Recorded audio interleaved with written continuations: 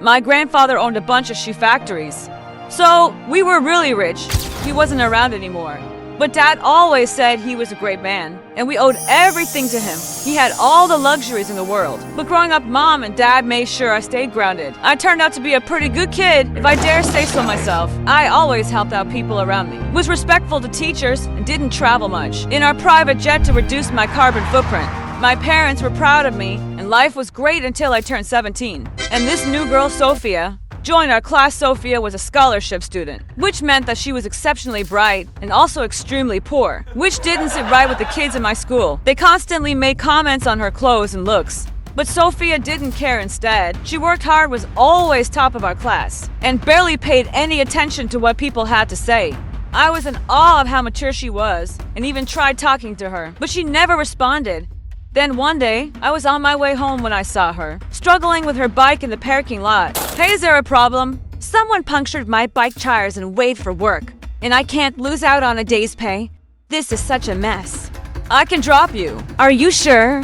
Yeah, no problem. And that's how Sophia and I finally had our first conversation. She told me she was an orphan and lived in a foster home nearby. She was just 17 and working 2 jobs to support herself. You're the bravest person I know. I'd love it if we could be friends. Aren't you too rich to be friends with someone like me? What does that have to do with anything? Sophia smiled, and since then, we became inseparable. We'd go to the movies and the mall together, and no matter how much I tried, Sophia would never let me beg for her. The more Sophia and I got closer, the less time I got to meet my other friends. So, when a friend of mine invited me to her birthday, I couldn't say no. I even invited Sophia, but she refused. Your friends look down on me. Of them have made fun of me to my face. And the ones who haven't still make it obvious enough. They can be a bit silly, but trust me, they aren't so bad once you get to know them. We can buy you a nice outfit and do some makeup on you, and you'll be lovelier than ever. No one will make fun of you after that. And what if I don't wear fancy clothes?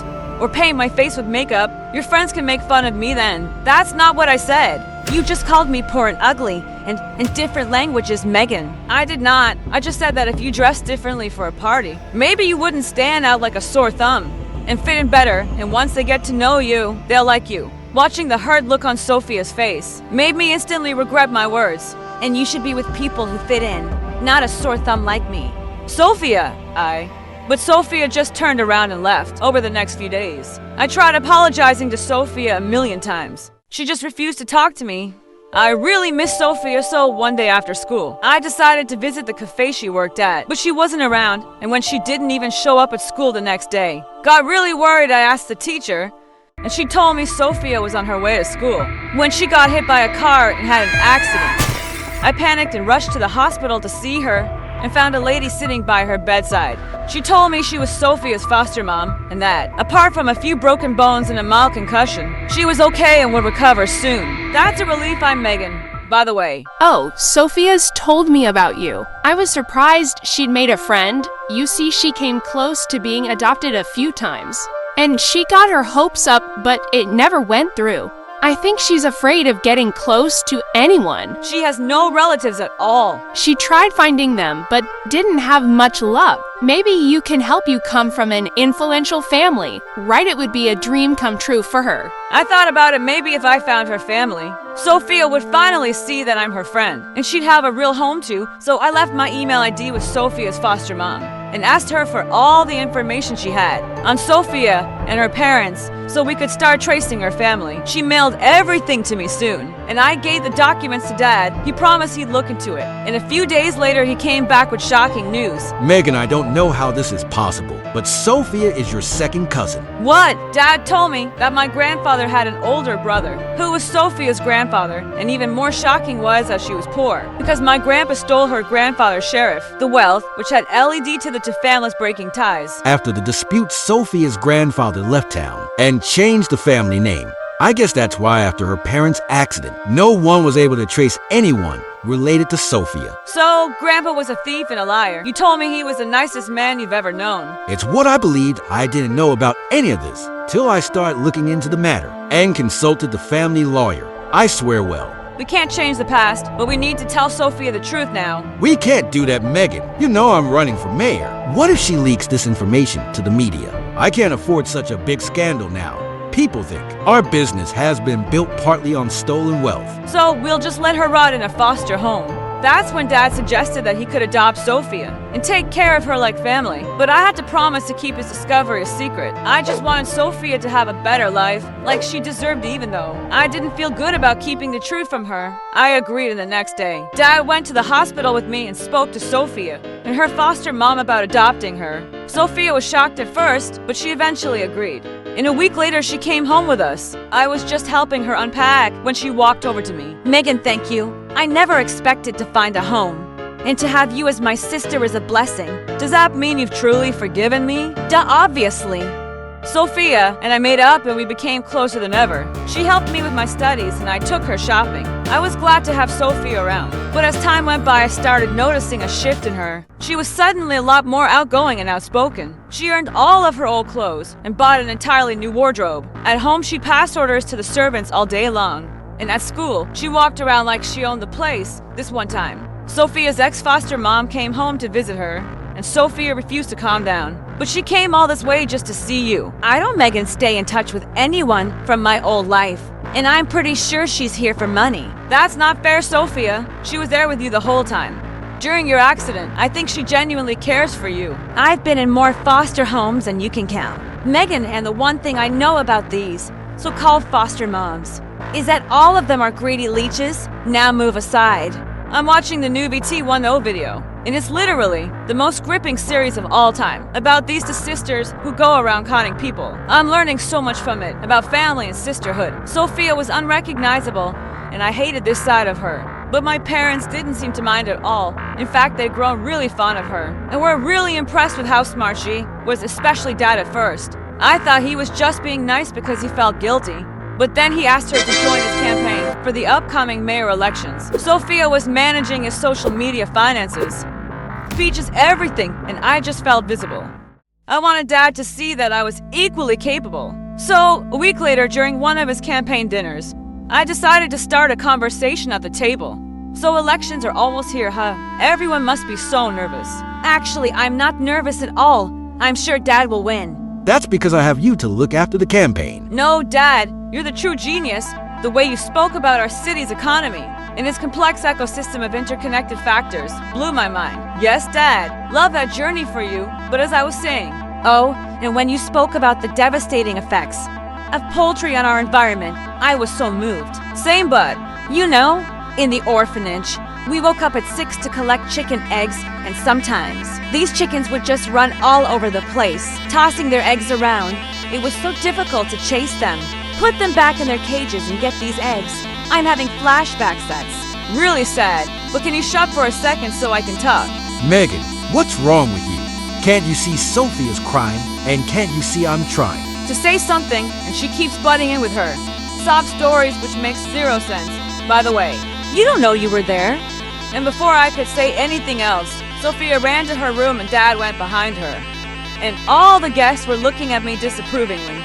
Sophia and I didn't speak after that, and with time I only grew more distant. I started staying away from home, got in touch with my old friends, skipped school and went out partying. First time in a long time I felt included, but soon my grades started getting affected. And when I failed some major tests, Dad was not happy. I can't believe you failed. Look at Sophia. She had nothing growing up and turned out so smart. Why can't you be more like her? Because I'm not her dad. I know you feel guilty that Sophia lost her part of the property because of Grandpa. But what are you overcompensating so much? Get a grip, dude. I don't know what's gotten into you these days. You're grounded. I wanted to argue more, but Dad got a phone call and left. I was still sulking in my room.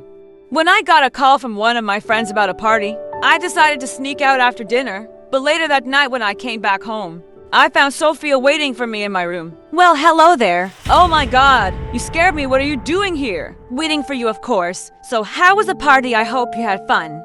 Because it's the last time you're going out. Once Mom and Dad find out that you disobeyed them, they'll ground you for life. Don't you think you're taking this too far? You know you're not actually part of the family, right? My parents felt sorry for you and took you in. Then why do I feel such a strong action to your dad? Actually, he kind of looks like my dad. If only ever seen one photo, but the resemblance is uncanny. She had a really strange expression on her face. It must be a coincidence. Are you sure about that? Yeah, what else? Sophia just shrugged and turned away, but for some reason I felt really uneasy.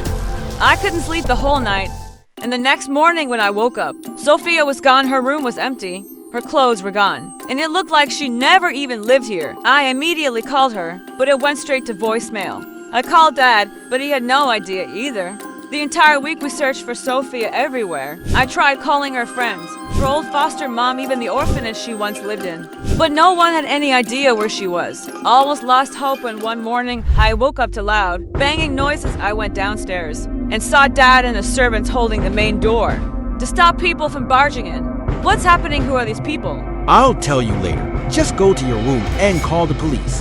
The cops arrived within minutes and got rid of the crowd. After which Dad explained everything. He told me how Sophia had found out the truth about her grandfather and told the media how my family's wealth was built by stealing from her family. She also accused us of hiding the truth from her, so we didn't have to give her anything. It's a huge scandal, Megan. Sophia's suing us, and I have to step down from my candidacy too. Those people out there were reporters trying to get more information. But how did Sophia even know? Her family lawyer had given me a file with all the property dispute papers and a bunch of pictures, and it's all missing. Sophia had access to my office, so I guess she must have stolen it. But I don't get it. We were nothing but nice to her, and she stabbed us in the back. Dad, we should have told Sophia the truth. Maybe then she wouldn't have told the media. Now we have to face what's happened. The next couple of days were a mess. Dad and Sophia fought each other in court, and eventually, it was decided that Dad would have to part with 1/3 of his property, care about the property. But what hurt me the most was that Sophia didn't talk to me. Not even once time went by, and my parents and I eventually recovered from the loss. I never heard from Sophia again, but she was always there in the back of my mind. Soon after I moved out for college and decided to join Dad's shoe business, I was in Bora Bora for a vacation. I heard a familiar voice.